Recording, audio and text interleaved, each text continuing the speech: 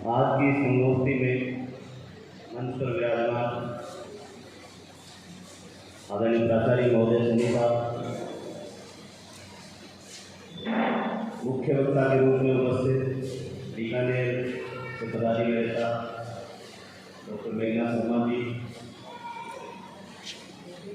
सचिन साहब, अभिषेक जी,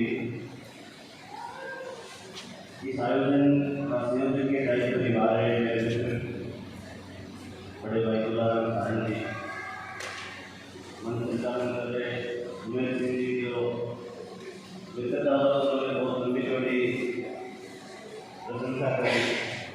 मैं विनम्रता से इनकी बात को नकारते हुए ये कहना चाहूँगा कि मैं एक सामान्य छात्र हूँ और गांधी के विचार को पढ़ने की कोशिश कर रहा हूँ, समझने की कोशिश कर रहा हूँ और कोशिश करूँगा कि आज का जो विषय है उस विषय को ठीक ढंग से आप सब लोगों के बीच में रख सकूँ। गांधी भारत की आज़ादी के आंदोलन में एक नया विचार लेके आए। नेहरू के शब्दों में कहें तो गांधी का आगमन एक ताज़ा हवा के झोंके की तरह था, जिसने हिंदुस्तान के जनमानस को झंझोर कर रख दिया। गांधी का आगमन उस उजाले की किरण की तरह था जिसने पूरे अंधकार से भरे भारत में नई आशा की रोशनी पैदा कर दी और उस तूफान की तरह था जिसने सब कुछ बदल डाला। क्योंकि भारत में हम एक कंट्राडिक्टरी थॉट देखते हैं, गांधी के विषय को लेकर आम जनमानस में जिस तरह की सकारात्मक चर्चाएं होती हैं वैसे ही बहुत सारी नकारात्मक चर्चाएं भी होती हैं। और मैं ये मानता हूं कि अपने छात्र जीवन में मैं भी उन लोगों में शामिल था जिन्होंने खूब गांधी के बारे में उल जुलूल बातें की होंगी, लेकिन ये अधिकतर जो लोग गांधी के बारे में उल जुलूल बातें करने वाले, नकारात्मक बातें करने वाले लोग वो हैं जिन्होंने न तो गांधी को पढ़ा है न गांधी को जाना है। और इससे भी बढ़कर मैं बात कहूँ, अगर किसी ने भारत को पढ़ा है और भारत को जानने की कोशिश की है तो वो गांधी के विचार को कभी नकार नहीं सकता। एक सामान्य विचार प्रक्रिया सब लोगों की होती है और निरंतर उस पर काम करते हुए सब लोग परिपक्व होते हैं। यहाँ वक्ताओं के दो समूह मैं देख रहा हूँ, एक स्टूडेंट्स का समूह है और एक शिक्षक समूह है। दोनों के निश्चित रूप से जो वैचारिक स्तर है उसमें भिन्नता होगी ही, लेकिन मैं स्टूडेंट्स के साथ संवाद करते हुए बहुत छोटे से तरीके से गांधी के तौर तरीकों पे बात करना चाहूँगा कि गांधी जब भारतीय स्वतंत्रता संग्राम में शामिल हुए तो एक नया नेतृत्व लेके आए, नया विचार लेकर आए और इन सब से बढ़कर जो एक नया राजनीतिक हथियार गांधी लेकर आए, जो लड़ाई का वेपन गांधी लेके आए वो बिल्कुल भिन्न वेपन था। कोई उम्मीद नहीं कर सकता था कि सत्याग्रह जैसे हथियार से दुनिया की उस सबसे बड़ी ताकतवर कौम को भारतीय लोग हरा देंगे। चूंकि दक्षिण अफ्रीका में रहते हुए गांधी ने छोटे छोटे प्रयोग सत्याग्रह के किए थे और उनको इस पे भरोसा था, चूंकि वो मूल रूप से जो भारतीय विचार है उस विचार से ही उन्होंने सत्याग्रह जैसे हथियार को निकाला, इसलिए उन्हें पूरी उम्मीद थी कि उनका ये हथियार पूरी तरह से सफल होगा। और मुझे कहते हुए गर्व की अनुभूति है कि गांधी का जो प्रयोग था, सत्याग्रह का प्रयोग, अहिंसा का प्रयोग, वो भारत की आज़ादी के बाद पूरी दुनिया के राजनीतिक विचारकों ने उस हथियार को अपनाया और भारत की आज़ादी के आंदोलन के बाद के समय में बहुत सारे परिवर्तन दुनिया में इसी सत्याग्रह के हथियार से हो पाए। इसलिए सत्याग्रह के हथियार की उपयोगिता को पूरी दुनिया ने मान लिया है। मैं स्टूडेंट से जो बात करना चाह रहा था कि गांधी ने जब अपने शुरुआती दौर में बात कही मैं एक छोटे से घटनाक्रम से आपको कि गांधी ने कहा कि चरखा चलाओ। अब कोई मुझे बताएगा कि चरखा चलाने का और आज़ादी की लड़ाई से क्या संबंध रहा होगा? कोई कल्पना कर सकता है कि कोई कहे कि चरखा चलाओ साहब, इससे आज़ादी आ जाएगी? तो बिल्कुल, बहुत सारे लोग इसको हंसी मजाक में भी लेते हैं, हास्यास्पद बात कहते हैं कि चरखा चलाने से कैसे आज़ादी मिल सकती। गांधी ने कहा चरखा चलाइए। गांधी जानते थे कि लंबी गुलामी के बाद हिंदुस्तान के लोगों की जो मानसिकता है और उसमें जो प्रतिकार का भाव है, वो अंग्रेजी राज के खिलाफ बहुत जल्दी आंदोलित नहीं होंगे। इसलिए उन्होंने छोटे छोटे प्रयोग करके भारतीय जनमानस को उद्वेलित करने का प्रयास किया। तो जो चरखा चलाने का उपक्रम था वो इसी की एक शुरुआत थी। जब कुछ लोगों ने चरखा चलाना शुरू कर दिया, इससे न तो अंग्रेज को तकलीफ हो रही थी, न किसी और को समस्या थी। आप अपने घर में बैठ के भले चरखा चलाओ, किसी को क्या परेशानी है। लेकिन चरखा चलाने की सामान्य छोटी सी घटना, चरखा चलाने वाले के मन में ये कहीं ना कहीं ये भाव उत्पन्न हुआ कि मैं इससे देशभक्ति कर रहा हूँ, मैं ये जो काम कर रहा हूँ वो देश के लिए काम कर रहा हूँ। फिर उन्होंने कहा साहब आप विदेशी कपड़े पहनने बंद कर दो, आप अपने घर में क्या पहनते हो? कोई बच्ची अगर कुर्ते पजामे की जगह पैंट शर्ट पहन ले तो किसी को क्या तकलीफ है? या मैं किसी ब्रांड के कपड़े पहनने के बजाय अगर घर में बने कपड़े पहनने लग जाऊँ तो किसी को क्या तकलीफ है? अंग्रेज को क्या तकलीफ है? तो उन्होंने बहुत छोटी सी बात कही कि साहब घर में बने विदेशी कपड़े पहनने बंद कर दो। तो इससे अंग्रेज को सामान्य तौर पे कोई परेशानी नहीं थी, कोई आके ब्रिटिश आपको ज़बरदस्ती अंग्रेजी कपड़े पहनाने से रहे। तो ये दूसरी घटना हुई कि जो जिन लोगों ने अंग्रेजी कपड़ों का बहिष्कार किया वो उनके उस समुदाय में शामिल हो गए जिनके मन में कहीं ना कहीं देशभक्ति की भावना थी। बहुत छोटी घटना हुई, चरखा चलाना, फिर विदेशी कपड़ों का बहिष्कार करना। तीसरी बात फिर उन्होंने कही कि अपने देश में बने हुए कपड़े पहनिए। अब आप कल्पना कीजिए कि 1924 में जो ब्रिटिश कंपनियों का जो व्यापार था, उस व्यापार में 6 सालों में 1930 तक 90% की गिरावट आ गई। 90% अंग्रेजी जो ब्रिटिशर्स कंपनी थी जो कपड़े बेचती थी भारत में, उनका व्यापार 90% कम हो गया। बात सामान्य से थी कि भाई हमारे घर में बने हुए कपड़े हम पहनेंगे। चूँकि गांधी जी आम आदमी को अपील करते थे और उनकी अपील का बहुत असर हुआ, तो लोगों ने अपने यहाँ बनाए कपड़े पहनने शुरू कर दिए। अब इसका क्या प्रभाव हुआ कि गाँव में कुटीर उद्योग विकसित हो गए, लोगों ने घर में अपने कपड़े बनाने की छोटी छोटी यूनिट शुरू कर दी और विदेशी कपड़े का आयात बिल्कुल आप मानिए नगण्य हो गया, केवल 10% रह गया। तो अब ये इससे कुछ देशभक्ति का जो असर था वो निकल के आया कि जो ब्रिटिशर्स कंपनियों में जो लोग काम कर रहे थे वहाँ मजदूर बेरोजगार हो गए। हालांकि गांधी का कोई मकसद ये नहीं था कि वहाँ के मजदूर बेरोजगार हों। गांधी के मन में ये पीड़ा सालती थी कि ये जो हमारे खरीद किए हुए कपड़ों के पैसे हैं और हमारे ही खिलाफ उसका ब्रिटिश सरकार उपयोग कर रही है, उस धन का भारतीयों के खिलाफ दुरुपयोग हो रहा है। अब उन्होंने जो अगला कदम उठाया, उन्होंने कहा कि आप विदेशी कपड़ों की होली जलाइए। ये कुछ आंदोलनात्मक कदम था कि चूरू के इस मोहल्ले के में 100 घर हैं और उन 100 घरों में से 10 लोगों ने तय कर लिया कि हम जाके और चौराहे पे विदेशी कपड़ों की होली जलाएंगे। हालांकि इस होली जलाने को अंग्रेज मना थोड़ी कर सकता था। अंग्रेज की पुलिस ये थोड़ी कह सकती थी कि भाई आप कपड़े क्यों जला रहे हो, आप किसी घर तो जला नहीं रहे थे, कपड़े जला रहे हैं। तो उन्होंने जाके कपड़े जलाने शुरू कर दिए। अब ये जो कपड़े जलाने की प्रक्रिया हुई वो उसका बड़ा व्यापक असर दिखा। आप देखिए छोटी छोटी घटनाएं, चरखा चलाना, फिर विदेशी कपड़ों को पहनने का बहिष्कार करना, फिर देसी कपड़े पहनना और फिर विदेशी कपड़ों की होली जलाना। जब होली जलाने के लिए 10 लोग भी किसी मोहल्ले में निकल कर आ गए तो वो ये आइडेंटिफाइड हो गए कि ये लोग वो लोग हैं जो देश के स्वतंत्रता संग्राम में अपनी छोटी मोटी भागीदारी रखते हैं, ये देशभक्त लोग हैं। और इस तरह करते करते करते करते गांधी के साथ एक पूरा समूह खड़ा हो गया जिनके मन में ये भाव आया कि यार हिंदुस्तान को पूरी आज़ादी चाहिए, हिंदुस्तान को पूरा स्वराज्य चाहिए। मैं ये मानता हूँ कि जिस किसी भी आदमी ने गांधी को पढ़ा है या हिंदुस्तान को पढ़ने और समझने की कोशिश की है, वो गांधी के विचार को बिल्कुल नहीं नकार सकता। भारत के लिए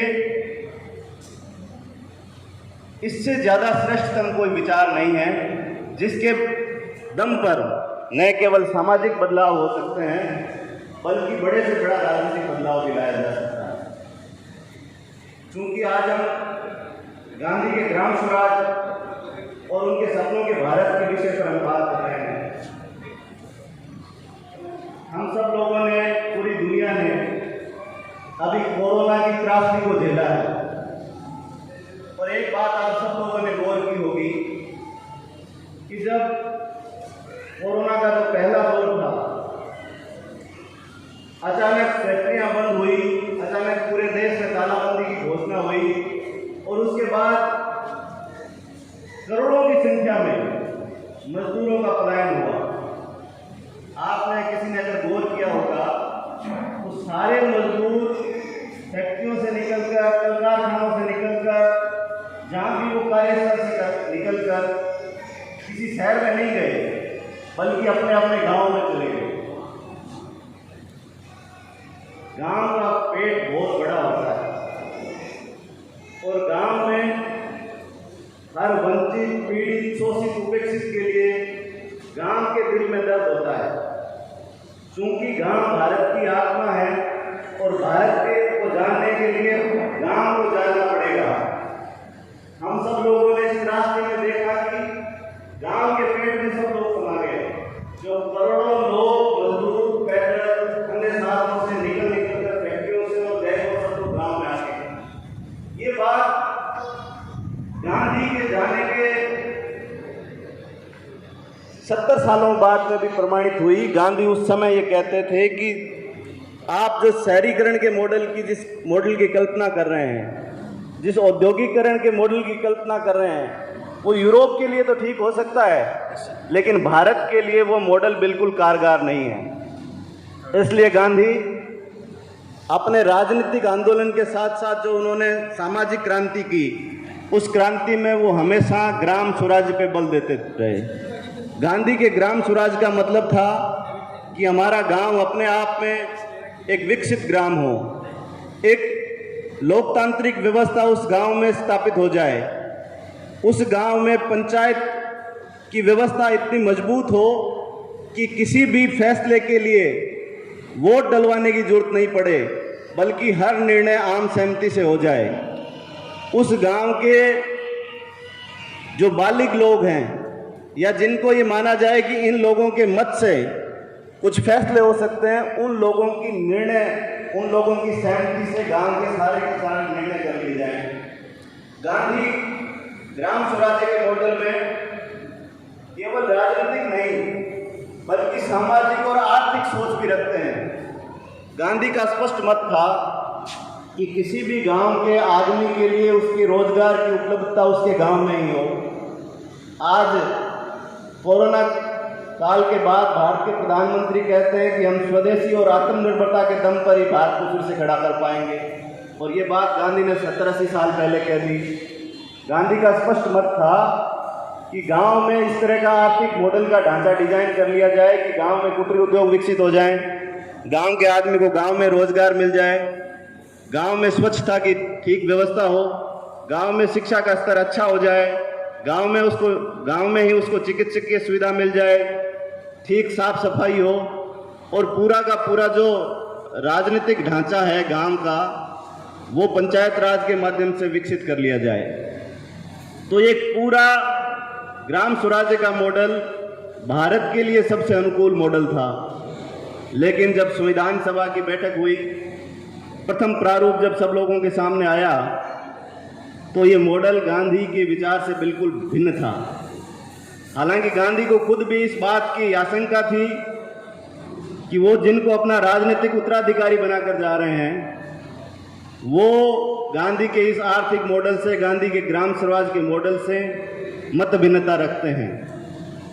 और ये बात फिर जब प्रमाणित हुई कि जब संविधान का प्रथम प्रारूप सामने आया, तो द्वितीय प्रारूप के लिए जो बैठक हुई उस समय गांधीवादियों ने कहा कि आपने तो बिल्कुल हमारे सोच को पूरी तरह से कबाड़ा कर दिया, लेकिन डॉक्टर अंबेडकर असहमत थे।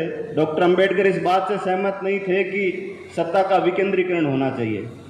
डॉक्टर अंबेडकर का मत था कि सत्ता के विकेंद्रीकरण से भ्रष्टाचार को बढ़ावा मिलेगा और अयोग्य लोग शासन और सत्ता पर सवार हो जाएंगे, जिससे वास्तविक लोकतंत्र खत्म हो जाएगा। लेकिन गांधीवादियों का मत था कि ये बिल्कुल आपकी बात यूरोप के मॉडल पे तो आप मान सकते हो, लेकिन सत्ता का विकेंद्रीकरण की जो कल्पना गांधी की है, जो उनकी पंचायत राज की कल्पना है, वो साकार होने से ही देश में वास्तविक रूप से लोकतंत्र आएगा। परिणाम ये हुआ कि गांधी के विचार को केवल नीति निर्देशक तत्वों में मानकर और एक जगह दे दी गई। हालांकि बाद में राजीव गांधी जी के समय में 73वें संविधान संशोधन के माध्यम से पंचायत राज को संवैधानिक दर्जा मिला, लेकिन ये तो पंचायत राज तो उनके विचार की एक छोटी चीज़ थी, लेकिन जिस तरह का आर्थिक ढांचा गांधी चाहते थे, वैसा ढांचा आज़ादी के तुरंत बाद उनके जो गांधी के राजनीतिक स्वयं उत्तराधिकारी सत्ता में आए, उन्होंने उसको बिल्कुल नकार दिया और वो औद्योगिकरण के रास्ते पे आगे बढ़े। और मेरा ही मानना नहीं, ये बात तो सर्वविदित बात है कि वो औद्योगिकरण का जो मॉडल था, वो मॉडल भारत के लिए किसी भी हालत में कारगर सिद्ध नहीं हुआ। हालांकि अपने अंतिम दिनों में पंडित नेहरू ने इस बात को स्वीकार भी किया कि उन्होंने गांधी का रास्ता छोड़कर बहुत बड़ी गलती की, लेकिन जब आप कोई एक रास्ता पकड़ लेते हो तो उस रास्ते से आप उतर नहीं सकते। बाद के दिनों में इसी औद्योगिकरण के रास्ते से चलते हुए हम उदारीकरण के ढांचे को हमने एडॉप्ट कर लिया, स्वीकार कर लिया, और उसका परिणाम आप सब लोगों ने देखा है। कल के अखबारों में एक रिपोर्ट छपी है, ऑल इंडिया डेब्ट एंड इन्वेस्टमेंट सर्वे रिपोर्ट 2019। आप लोगों ने कल अगर अखबार में गौर किया हो तो आपने देखा होगा कि भारत के 10% अमीरों के पास भारत की 55% संपत्ति पर कब्जा है।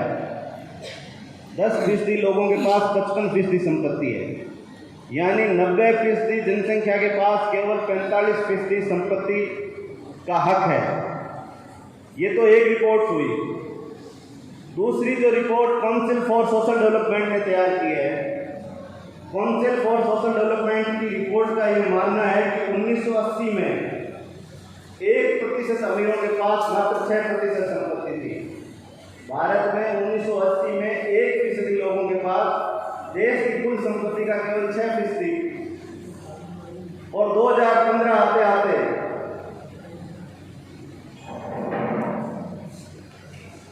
25% संपत्ति पर 1% लोगों का कब्जा हो गया। और अब जो कल रिपोर्ट आप सब लोगों ने पढ़ी है कि 10% अमीरों के पास 55% संपत्ति आ गई है। इसको मैं दूसरे रूप में बात कहूँ तो 50% ऐसे लोग हैं देश के जिनके पास केवल 10% संपत्ति है। हम सब लोग पश्चिमी राजस्थान के जिस इलाके से संबंध रखते हैं, हालांकि नरेगा के बाद हमारे यहाँ खूब परिवर्तन हुआ है। संभवतः हमारा ऐसा कोई गांव नहीं बचा जिसमें कोई आदमी भूख से मरता हो, लेकिन फिर भी पूर्वी राजस्थान के बहुत सारे इलाके ऐसे हैं जहां आदमी को दोनों वक्त खाने के लिए अनाज की व्यवस्था नहीं होती। एक तरफ तो वो लोग हैं और एक तरफ वो लोग हैं जिनके जूतों की कीमत भी लाखों रुपए में होती है। हम अखबारों में पढ़ते हैं कि फलां उद्योगपति ने अपनी पत्नी को कितने अरब रुपए का मोबाइल गिफ्ट दिया है। एक भारत तो वो भारत है, और एक भारत वो भारत है जिसमें मजदूर की बेटी जो स्कूल पढ़ने के लिए जा रही है, उसके लिए उसके पास किताबों के पैसे नहीं हैं। उसे जो मेडिकल व्यवस्था की जो सख्त जरूरत है, उसके पास दवा खरीदने के पैसे नहीं हैं। तो ये जो दो भारत हमने बना लिए, इन दोनों भारत के बीच में जो खाई बढ़ती गई, चौड़ी होती गई, वो इस बात का नतीजा था कि हमने गांधी के ग्राम स्वराज के मॉडल को नकार दिया और पश्चिम के लिए उपयोगी औद्योगिकरण के मॉडल को हमने स्वीकार कर लिया। गांधी जब इंग्लैंड में थे और उनकी जो मुलाकात चार्ली चैपलिन से हुई, चार्ली चैपलिन ने उनसे पूछा कि आप मशीनीकरण का विरोध क्यों कर रहे हैं। गांधी ने जब सबसे पहले मशीनीकरण का विरोध किया तो बहुत सारे लोगों ने इस बात को हंसी में उड़ाया कि बिना मशीनीकरण के विकास कैसे हो सकता है। लेकिन आज हम परिणाम भुगत रहे हैं कि जिस मशीनीकरण के, जिस औद्योगिकरण के मॉडल को, जिस उदारीकरण के मॉडल को हम सब लोगों ने अपना लिया, उसका नतीजा ये है कि हमारी बहुत सारी संपत्ति पर बहुत कुछ लोगों का, कुछ परिवारों का कब्जा हो गया है। और ये जो कैपिटलिज्म का जो पिरामिड है, प्रोफेसर साहिबान इस बात को समझते हैं कि पिरामिड ऊपर की ओर बढ़ता है हमेशा, यानी कि हमारी 90%, 95%, 99% संपत्ति पर बहुत सारे कुछ लोग, मतलब बहुत थोड़े लोगों का कब्जा हो जाएगा आने वाले समय में। क्योंकि जो लोग भी सत्ता में रहे, गांधी के को खुद का उत्तराधिकारी मानने वाले लोग पावर में रहे, बाद में दूसरे विचार के लोग आए, लेकिन सब लोगों ने इस मॉडल को, जो वास्तविक भारतीय मॉडल था, उसको नकार दिया। पंडित दीनदयाल उपाध्याय का आर्थिक चिंतन भी गांधी के आर्थिक चिंतन जैसा ही है, उसमें भी कोई भिन्नता नहीं है। लेकिन चूंकि जिस रास्ते पे देश चल रहा है, जिस रास्ते पे देश आगे बढ़ गया, उस रास्ते से उसको बदल पाना बहुत मुश्किल होता है। गांधी यंग इंडिया में अपने एक आर्टिकल में लिखते हैं कि भारत की हर चीज़ मुझे आकर्षित करती है। सर्वोच्च आकांक्षाएं रखने वाले किसी व्यक्ति को अपने विकास के लिए जो कुछ चाहिए वह सब कुछ भारत में मिल सकता है। वो कहते हैं कि भारत अपने मूल स्वरूप में कर्म भूमि है, भोग भूमि नहीं है। मेरा ये बात कहने का तात्पर्य है कि गांधी जिस तरह अपने सपनों का भारत देखते थे, आज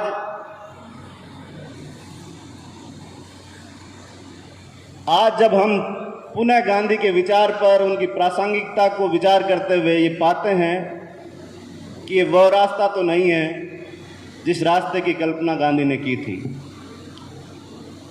जैसे जिस भारत की कल्पना गांधी ने की थी, आज वो भारत तो नहीं है। और हमें ये बात पुनः सोचने पे मजबूर करती है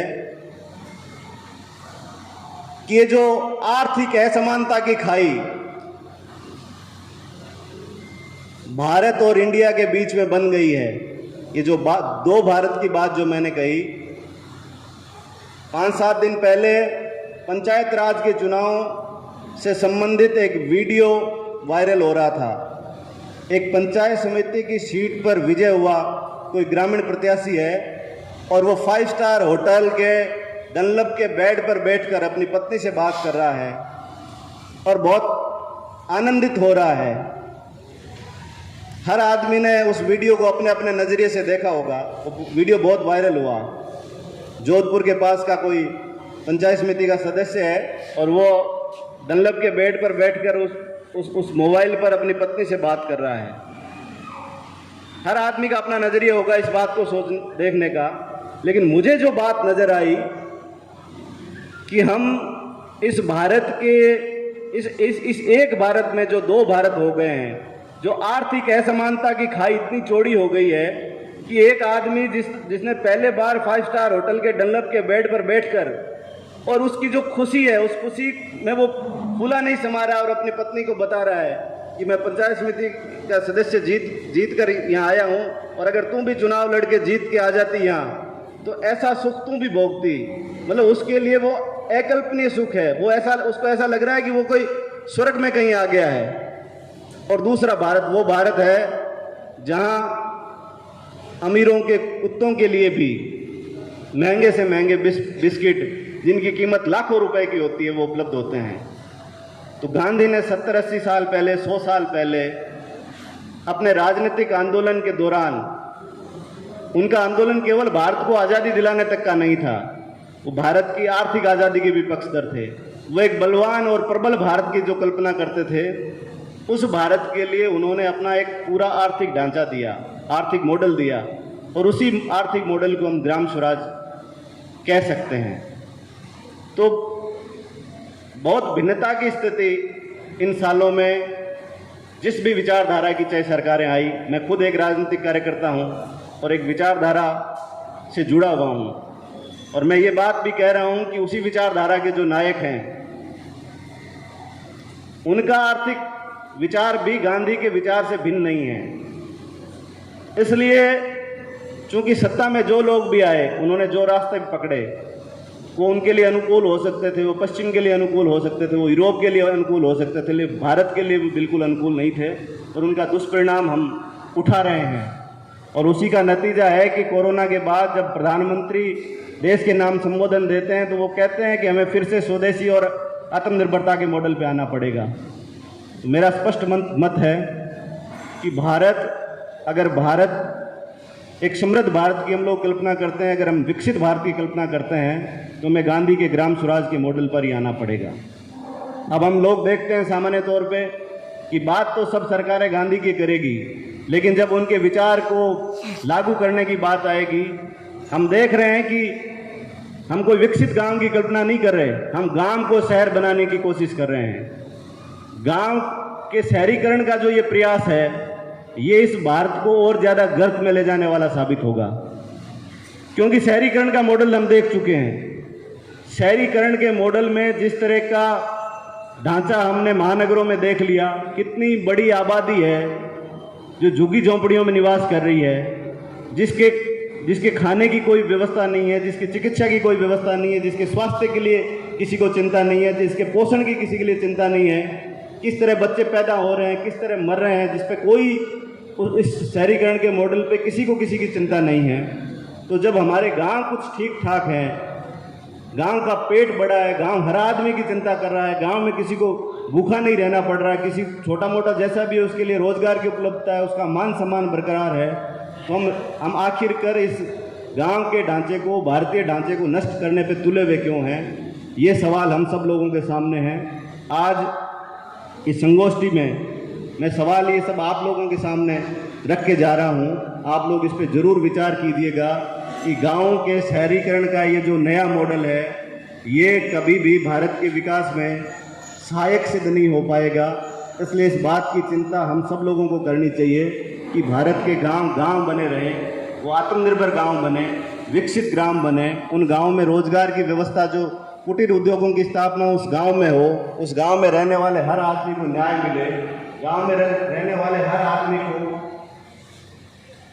मेट्रो सिटी में जैसा शिक्षा का स्तर है वैसे स्कूलें गांव में मिले, उसको भी स्वास्थ्य सुविधा जयपुर, दिल्ली और मुंबई में जो नागरिक रह रहे हैं उनके समान उसको स्वास्थ्य की सुविधाएं मिले, गाँव में स्वच्छता का ढांचा ठीक से तैयार हो, साफ सफाई हो, गाँव में उसके पोषण की पूरी व्यवस्था हो, उसके रोजगार की व्यवस्था हो।